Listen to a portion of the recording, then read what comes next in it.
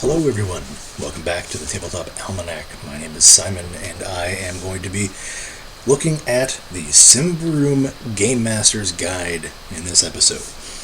Those of you who know Symbaroum know that it is a very flavorful and atmospheric game. Those of you who don't know it, it is a dark fantasy, let's say gloomy fantasy. I would sort of think of it, and I don't know if these were my own words or ones I read online, but as the Swedish Princess Mononoke,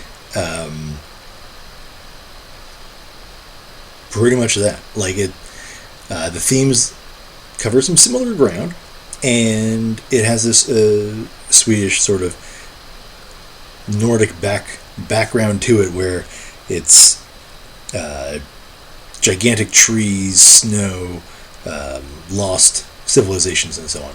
I did a review over on the blog. You can go check that out. I'll put a link in the description. But this is for the Game Master's Guide. It is the fourth in the series of sort of rule book books. The rest are adventures. The Grand Campaign, the Throne of Thorns. And this comes after the Advanced Player's Guide and the Monster Codex. It does suggest that you have those to make full use of it, but I don't know that's fully necessary. One thing to note about this came out 4 years after Symbaroum was released. The game, as far as I can tell and the bit I've played, runs just fine up to that point. I'm not saying this is a 100% essential book, but what it is and what is interesting about it is it's really a sort of 4-year retrospective on the game, and sort of gives you tips and suggestions on how to help achieve the themes, and expands the scope of the rules a little bit too. There are new things in here too. It's not just building on the Game Master section of the core book. It is a Game Master's Guide. It's not the second half of a core set of rules that have been divided into Player and Game Master. Not that there's anything wrong with that. I am perfectly happy with those as well. I like having one book for players and one extra book for GMs. Sometimes it's a little more to get a hold of, but it does help with the entry level. What this does, though, is it really does expand, and to me that is a sign of a good Game Master's Guide. It doesn't have to be 100% essential, but what it does is it gives you guidance and shows you how to do it. If there are mechanical ways to support the intended style of play that's been presented in the core book, then it should do that as well. I'm going to hold it up. You can see the art behind me, and my finger's cut off, but to the side there. The cover is matte. It has a silver cloth bookmark. The production value of Free League games is outstanding, regardless. I don't think I've seen a poorly produced one. But Symbaroum has sort of a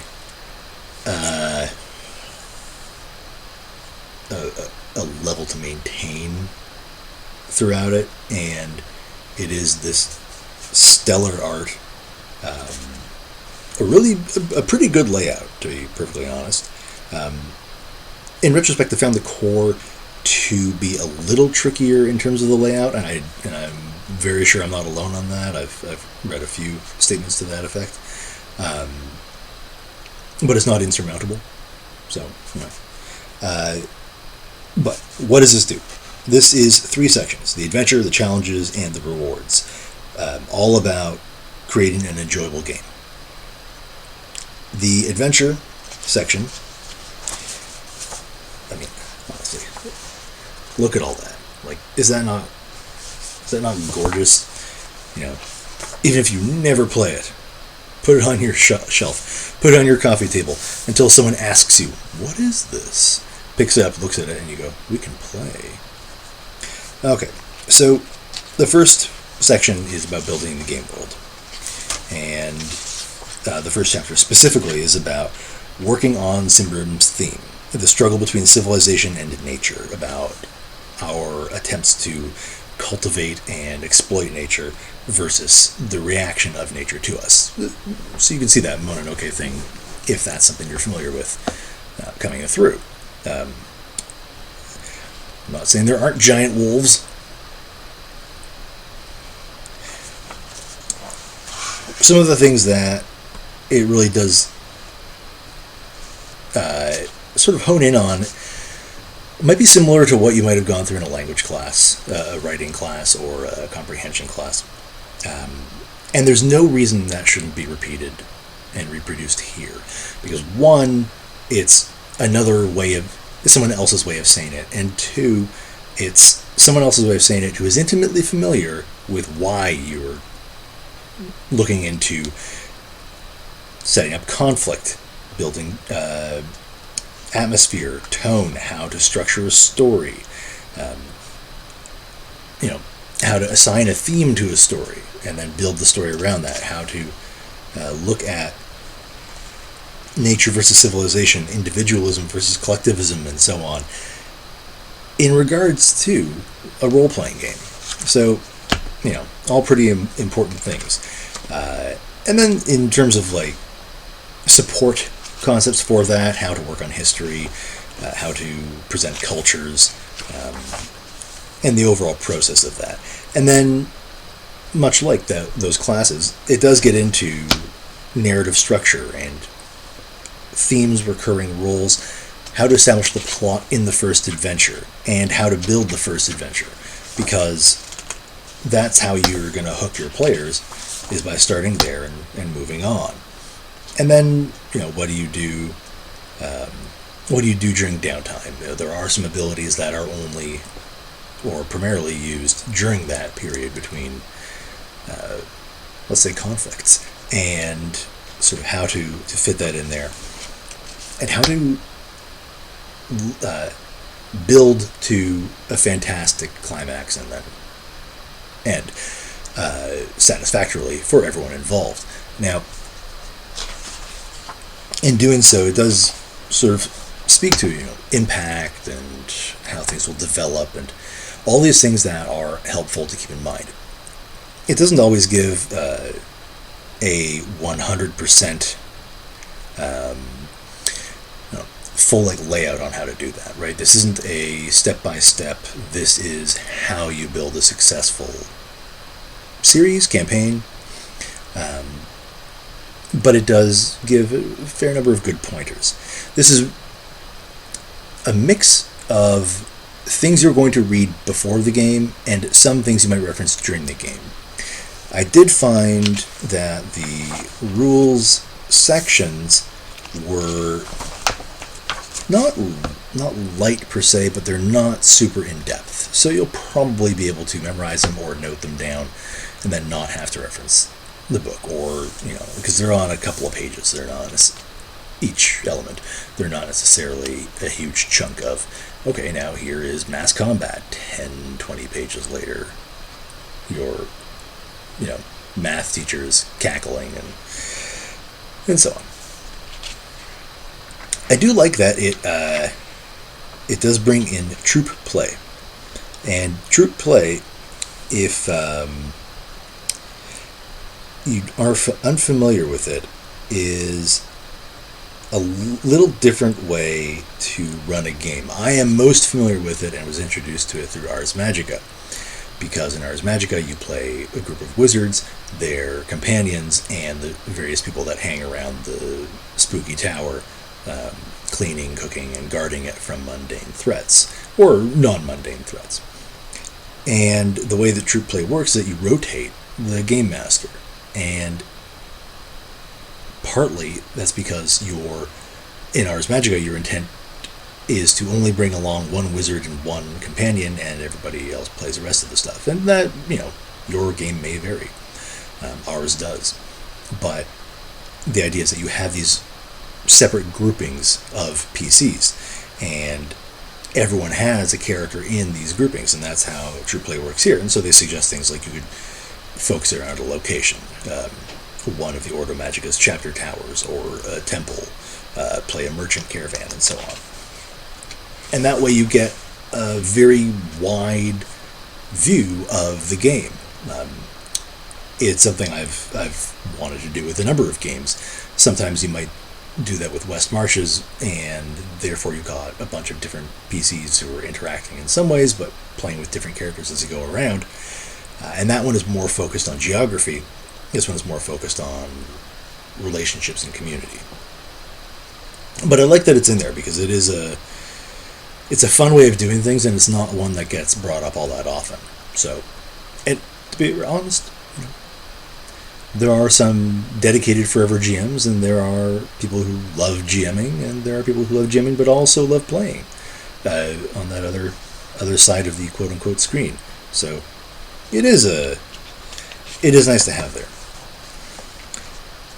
It's interesting that they don't really dig into, and again, it's not, each of these sections are not huge, right? Like, really, this is like a retrospective. It's 4 years on, what have the designers noticed, gathered from speaking to fans or players about the game, and this is their sort of compilation of advice. Very much a guide. And talking about table management in terms of players and how to handle imbalanced players between each other, between the adventure, right? Are they just, steamrolling over everything in sight? And the advice is perfectly fine. It's good. There's nothing wrong with it, and it's nice that it's addressed. I think there is a, whether conscious or unconscious, idea that if it's not written down, then you can't do it. And somehow this applies to game masters, and that if it's not written down that they can do it, they can't do it. And I haven't seen this. It's not widespread, but it does. I do kind of pick it up here and there. And it's really like, it's nice to have that sort of, it's okay if you need to do this. In one of my previous reviews for Crescendo of Violence, I mentioned how Alan Barr, the writer for the game and designer, talked about GMing. He said, you can do it. Anyone can do it. Just do it. And understand you might stumble here and there, but you'll get through it. And then you'll do it again, and it'll get easier and easier. And this builds on that, right? It really is just kind of giving them permission to, you mean I can tell them that that's not something I want in the game, or that I can rescale things to provide them with a challenge, not to destroy the party, but to provide them with a challenge, make it interesting for them, right? So it is good to have in there, I would say.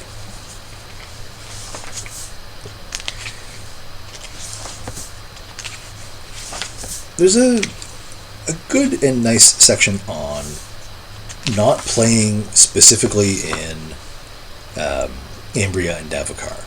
So there's the underworld, which is, well, the caverns below. There is the Yonder world, which is a sort of homeland of humanity, the cradle of humankind, which kind of does come up later on in the campaign, they say, and at the time of publication, the Throne of Thorns had not yet finished, so I presume that it does get there. I haven't read through the whole thing yet, but it's also pretty evocative, and kind of like bumps up the fantasy level to a slightly higher fantasy, but because it's talking about mythic and the past, etc., that's fine. It doesn't have to affect what you do here in the same way. And then finally there's the spirit world, and the spirit world is spooky and windswept and hazy and very kind of bleak. So good. And you got a bunch of tables for events and things like that. So handy thing to have around. And I love random tables because they help spark ideas, or just give me the idea and I run with it because I don't have anything in mind. So, appreciated.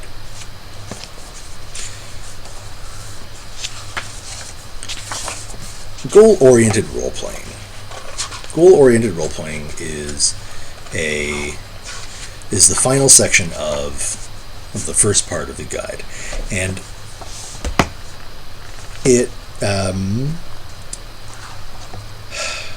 it's about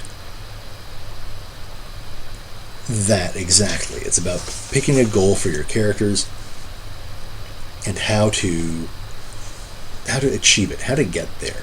And so they talk about different phases, right? For conquest, as an example, you gather intelligence, you muster troops, you then march, have a battle, and then establish your dominance. Nicely laid out. You get some random tables of events and things like that to throw in, depending on what the goal is. And it does seem like the sort of holy mission one gets maybe a little more than the others. As in all of it. So yeah, but it's still nice to have, and that could be a fun one too. Section 2 is about challenges, and here's where we get a little more into the rules of things. So there are traps, and let's face it, if you're going into Devakar and you're delving into ruins of old Symbar, then you're going to probably run into traps. It's a hallmark of dungeon crawling, and even when it doesn't make sense, it's still fun. And this just gives you some examples of it: spiked floors, acid showers, and so on, how to mechanically represent them. Okay, pitched battles. I'm not gonna lie, though I'm a somewhat sometime miniature wargamer, I prefer skirmish. But I do love the idea of pitched battles in an RPG. And a fantasy RPG, nothing's more fun than ranks upon ranks of spears and shields and hails of arrows and things like that. So when a game gives me some rules, some pointers on running mass combat in their game, even if I'm never going to do it, I immediately kind of perk up. And they're simple. These are not wargame rules. They are narrative rules that go through a few phases in order to determine the outcome of the game. Outcome of the battle. And your players do get to be involved in it. And one of the things that I think is kind of nice about it is that it doesn't ultimately really seem like you affect the battle, at least as I've understood it, that you affect the battle based on your own statistics. And now you might think, well, that sounds ludicrous, because why shouldn't you? And, well, you're still one person. So it's more about you and your presence and how you can affect things that way. So when you get involved, how you conduct yourself, whether you go for the most heated part of the battle, whether you run away, whether you just proceed cautiously. They provide modifiers to your resolution rolls, and that's nice, because it means that everyone can get involved, even if you're like a scholar or something like that, or a thief fish, roguey kind of character who does not engage in pitched battles, because that's how you die, you can do it. And that's cool. I think it was a smart way to handle it. Symbaroum is not a simulationist game, so why make any part of it that simulationist? They do get, but by the same token, PCs can also be commanders and affect that way. Again, as far as I've read here, and I don't think I missed it, unaffected by their own stats. So, a goblin and a troll and a knight templar can all provide the same kind of impact on the battle, and that's nice, I think. And then the second part, the other thing that always kind of perks my ear up. I started way back when in D&D with the red box, the Menser one, which becomes BECMI, and that goes to level 36, and then you hit immortal levels. And at level 9, you're supposed to start building a domain. I know this because I got the rules cyclopedia PDF. I never got there. And even in second edition, where it talks about still doing that at a quote-unquote name level, so like a level 9 of 20, so it's a little different. Still never really got there. So whenever I'm playing a video game and you get like, here's your keep, start building on it. Here's your temple or your theater or whatever, start building on it. Yeah, I love it. It's great. And so, managing a domain. They give example domains. They give sort of rules for what happens when you have some specialists in there, what the size of it's like, how to adjust and change things according to that, how to manage and develop it, terrifying events that might happen if you're under attack or there's plague, how to handle a number of those things. And it's still pretty short. Again, each of these sections is not a lengthy treatise on the subject. It's just like, all right, you want mass combat rules? Here you go. You want domain management rules? Here you go. It's not going to break your brain trying to figure it out. It's not meant to be this super like copper counting kind of system, which thankfully, because that would drive me a little bit nuts, it'll do. It will do what we want it to do. Can't ask for a lot more than that. I mean, you can, but that's really a matter of taste, not necessity. Oh yeah, and I forgot. Third thing is social challenges. So there are social challenge rules. I know that they are not always the most popular ones. People say, well, why can't I roleplay instead of roll a die? Like, well, because, dude, you pumped all your stuff into combat things and ignored your social stuff. It doesn't matter that you are Mr. Charismatic or Mrs. Charismatic, Ms. or whoever charismatic. Sorry for for neglecting everybody in there. You still have shit stats for it, and I'm not going to let you deliver a rousing J.M. Straczynski level speech. You're going to get up there and then yell out the equivalent of San Dimas High School football rules. Okay? Hence why social challenge rules are a good thing. Again, don't use them if you don't want them. But if you ever have that problem, and considering this is a Game Master's Guide, that does fit in, sort of fill a niche of what happens if I, as a game master, have this person in my game. Here's some advice and here's some rules on it. And again, they're not super detailed, but they do talk about schemes and different factors that will affect your attempt to socially influence somebody. And then it also kind of includes a little rundown on social groupings and communities in Ambria and Davokar. Yeah, super handy. Nothing too too strenuous. Building on the goal-oriented role-playing is a section on expeditions in Davokar, and how to handle some of those goal-oriented goals, but then also a lot of stuff on travel, supplies. Starvation is an optional rule. There's a nice new hex map of the area. Always good, but it's right in the middle of the book, so that maybe should have been at the back of it. I don't know. Just so you could cut it out, or you could photocopy it or scan it more easily, something like that. Anyway, the rules are good. I like travel rules. I think they're fun because they give a sense of time passing and events happening without you just sort of glossing over it, and it's random at times, which is also fun.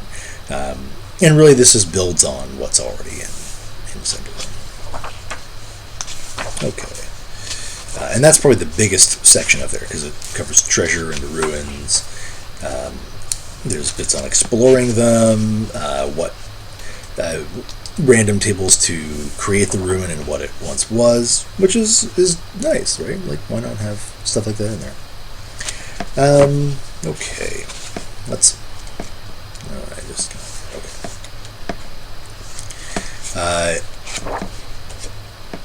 I'm going to mention now, the last section, rewards, is not the biggest one of the three.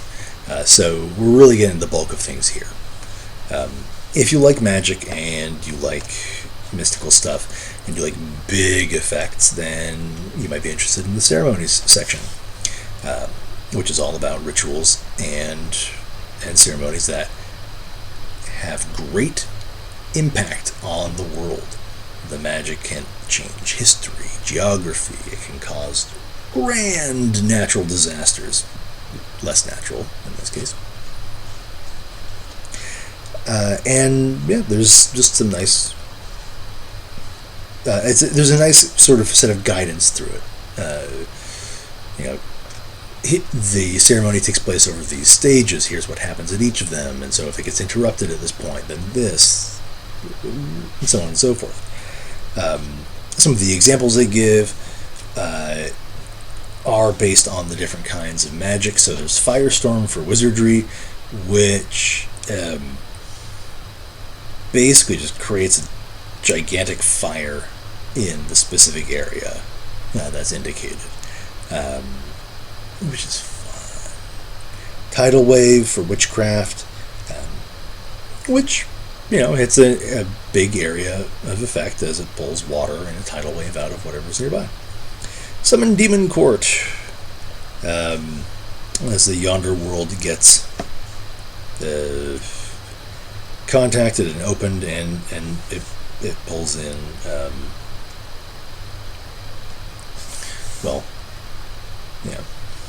demons. Very soon is demons. Yeah. Just double checking there. And there's a bunch of other ones. Mass Resurrection and Healing, those are handy. Monster Control. Resurrect is there in case you have a favorite PC or NPC who's died and you'd like to bring him back to life.